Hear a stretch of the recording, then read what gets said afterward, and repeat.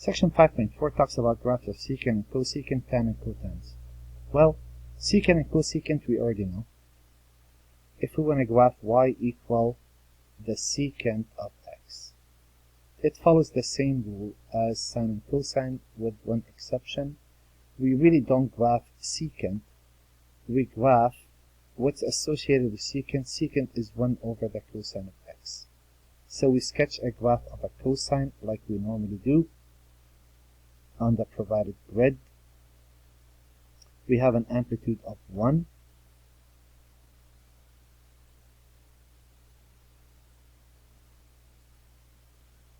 We label that clearly. Graph of a cosine starts on the amplitude.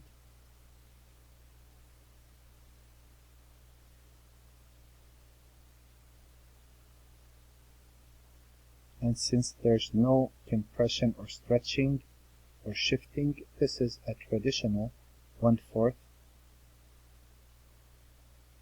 at the period, which is pi over 2, 2 pi over 2, 3 pi over 2, and 4 pi over 2.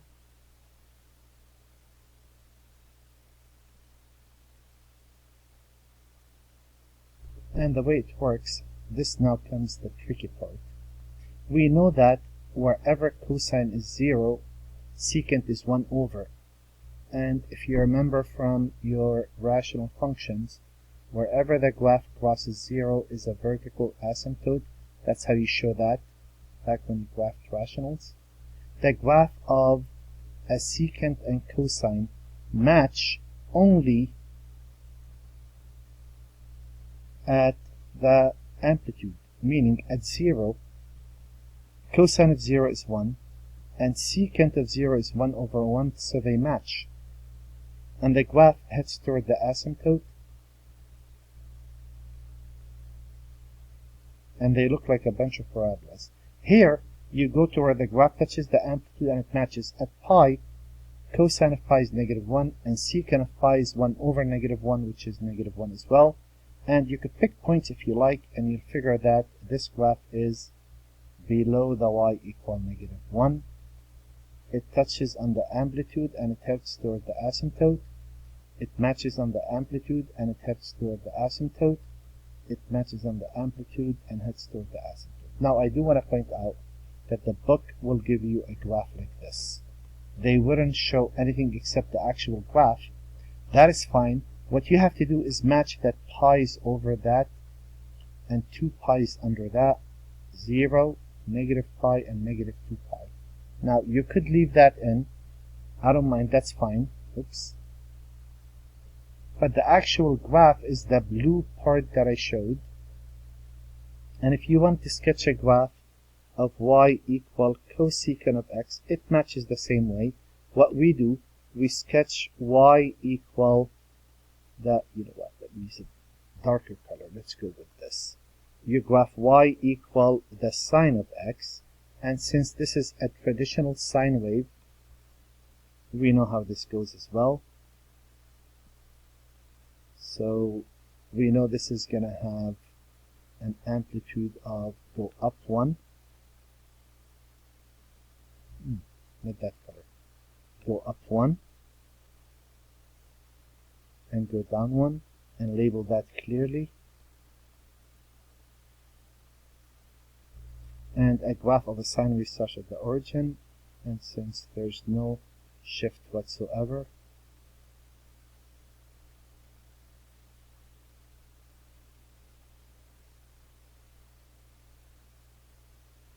there's the graph.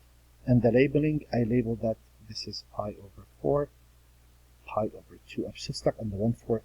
1/4 of 2 pi, which is the period for this, is pi over 2, 2 pi over 2, 3 pi over 2, 4 pi over 2. Now if you don't reduce those, I don't mind, that's fine. This is the one place where you might want to leave them as -pi over 2, -2 pi over 2, especially if it's a deformed period.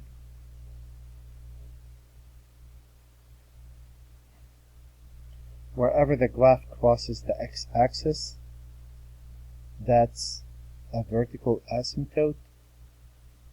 So if sine of 0 is 0, cosecant of 0 is undefined, That's pretty much the analogy. And the graph, just like we did before, it's going to match on the amplitude. The sine of pi over 2 is 1, 1 over 1 is 1, and the graph looks like a bunch of parabolas. That's always the case. And in this case, I would like you to sketch a graph, one to the right, one to the left, on all of those. So let's look at some of these examples. Here we only have an amplitude. So again, what we're graphing, we're sketching a graph of y equal twice the cosine of x. We know that the amplitude is 2 and the period is 2 pi. Nothing different. They only shifted the graph. The original x and y I provide, you don't have to really do much with that. All what you have to do is label everything on it accordingly. So I'm gonna go 2 units above. We could say this is 1, this is 2, and this is 1, this is 2. You could really scale this any way you like. As long as you label it, we're okay. And a graph of a cosine starts on the amplitude. If there is no phase shift, you could sketch a graph identically. Just make sure that you label properly and everybody's happy. And we know this is pi over 2, pi, 3 pi over 2, and 2 pi, and to the left, negative pi over 2, negative pi, negative 3 pi over 2, and negative 2 pi. And again, wherever the graph touches 0, that is undefined, and the actual graph is going to be matching on the amplitude and head toward the asymptote. It always looks like a bunch of parabolas, and it's guided by these asymptotes. That's how wide or narrow the parabola is. Again, they're not going to show the middle part. Make sure that the 2 pi is underneath that point, and make sure the pi is above that point on your graph, and that should be identical. I haven't separated those, apologize. And if I wanted to graph the secant, so y equal the sine of 2x, that's what we're going to graph. 1, the amplitude is 1, 2, the period is 2 pi divided by 2, which is pi.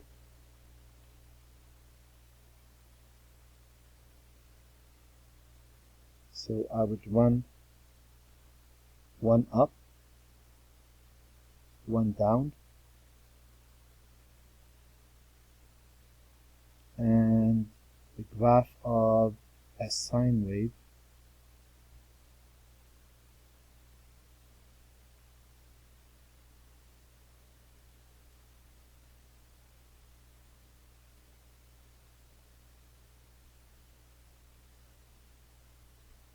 I don't like that part.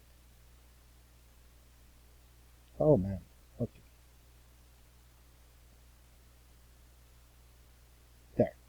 And again, labeling is very important. This is 1/4 of the period. So again, there's no shift. This is really simple. Pi over 4, 1 pi over 4, 2 pi over 4, 3 pi over 4, and 4 pi over 4, negative pi over 4, negative 2 pi over 4, negative 3 pi over 4, and negative 4 pi over 4, or negative pi. Wherever it touches 0, that's an asymptote.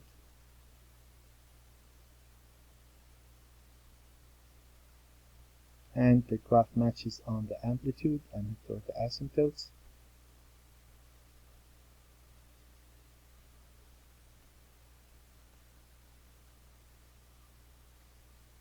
Let's slow down a bit and make it look nicer. There it is. And I think we get the picture. Let's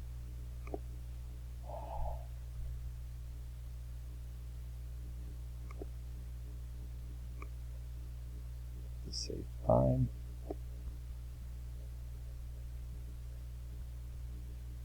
Let's get this graph out of the way.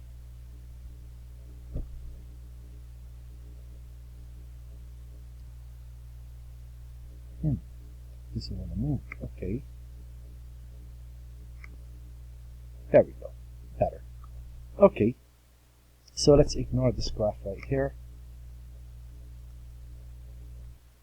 So here, I'm going to be looking at and sketching the graph of y equal twice the sine of 2x minus pi over 4 plus 2. 1. My amplitude is 2. And let me get that out of the way. There we go. 2. The period is 2 pi. Remember, you could put that here or here, divided by 2, which is pi. 3. I have a phase shift, x equal pi over 4. 4. I have a vertical shift, y equal to 2. And 5, it's a normal graph. So I do the sketching like I did in the previous. That's not a problem. They're all the same. I would sketch x equal pi over 4. So let's go this route.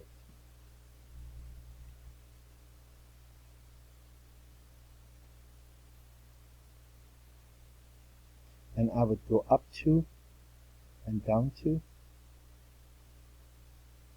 Oh, I'm sorry. I messed up. I go y equal 2. That's my shift.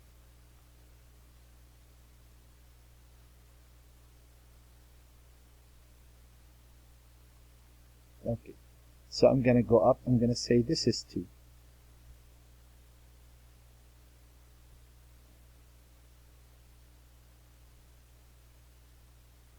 And I'm going to move now 2 units above that and 2 units below that. 1, 2, and 1, 2. There. So if I started at 2 and I went up 2 units, that is 4. And if I went down 2 units, oops, it didn't register.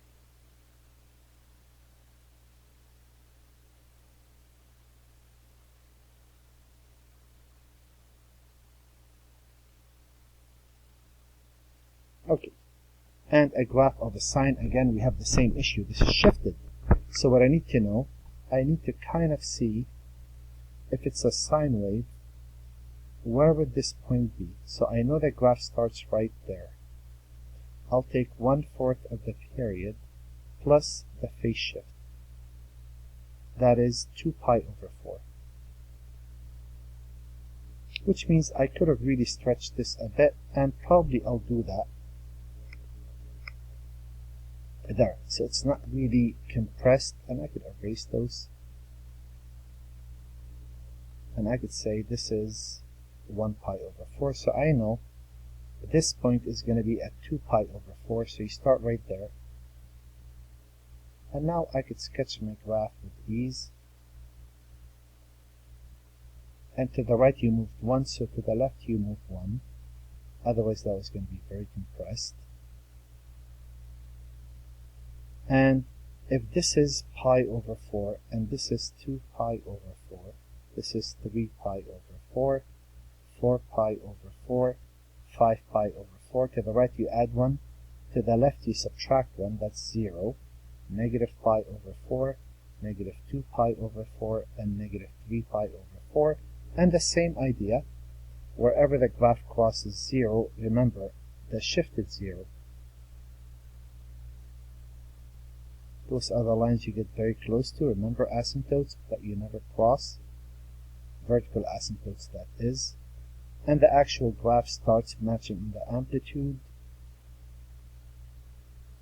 And it would look like this. I could tell where it's going. It's going above 4 and below 0.